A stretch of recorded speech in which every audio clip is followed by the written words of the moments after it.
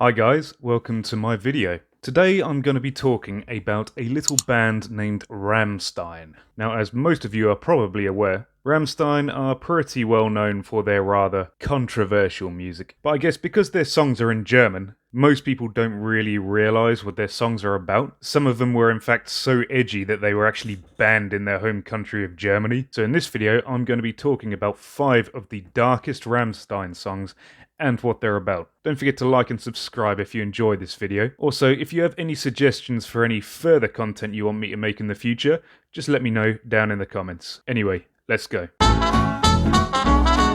Hilfmir is a short story about a young girl who has been left alone at home by her parents. The girl doesn't really have anything to keep her busy, so she finds a box of matches and begins to play with it. She loves the fire and over time has become a bit of a pyromaniac. Unfortunately, one day after lighting up a match, her dress accidentally catches fire. As anyone would do, the girl panics. She starts running around screaming "Hilf mir," or "Help me" in English. Unfortunately, no one came to help. The fire became too strong and spread, setting her whole body on fire. She was unable to put the fire out, and eventually the fire spread even further. It set the whole house on fire. Unfortunately, still no help came and she burnt to death, burning the whole house down in the process. The song is based on a very sad story named Die gar traurige Geschichte mit dem Feuerzeug, or The Sad Story with the Lighter.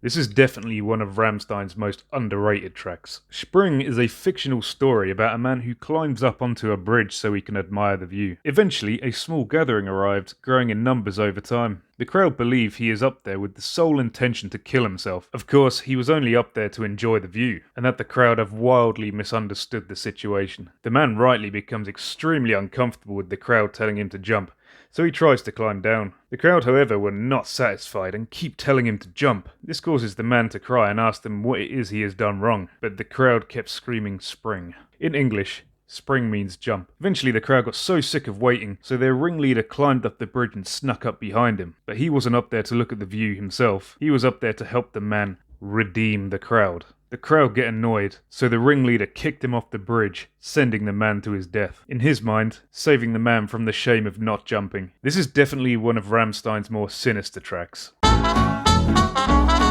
Stein Stein is another small story, literally based around the idea of building someone a house. Wait, that doesn't sound so bad. That actually sounds quite nice. Well, this particular house has no windows or doors, and is being built to trap someone in there. The chorus Stein Stein mauer ich dich ein, which translates to "Stone upon stone I wall you in," with the final lyric of the song being "Und keiner hört dich schreien," meaning "and nobody will hear you scream."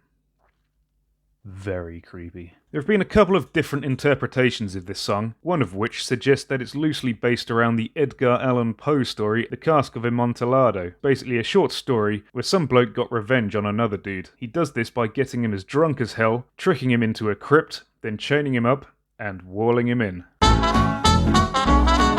In my opinion, probably the most underrated Rammstein song of all. Puppe is a story which focuses on a young lad who lives in a house with his sister. It is implied that this boy may have some form of mental health problem, so he needs to take medication every night. However, it is not explained what mental health issue this is, although it seems to be something along the lines of schizophrenia. The boy's sister is a prostitute, and every time she needs to work, she sends the boy to his room and gives him a doll to play with. Over time, the boy starts to realise that there's something not quite right, as he is constantly hearing different men go in and out of her room. One day he was able to sneak out of his room and look through the keyhole of his sister's room, just to try and see what all the screaming is about. This is where he discovers his sister getting beaten to death by one of these men. Upon realising this, the boy goes into a frenzy, and he tears off the doll's head and bites his throat. After destroying his doll, and seemingly calms down after witnessing the murder of his sister, he somehow manages to convince himself that he is fine and everything is going well. Now what makes this track even more harrowing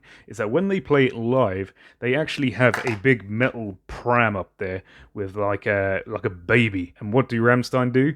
Well, they set it on fire. That's sketchy as fuck.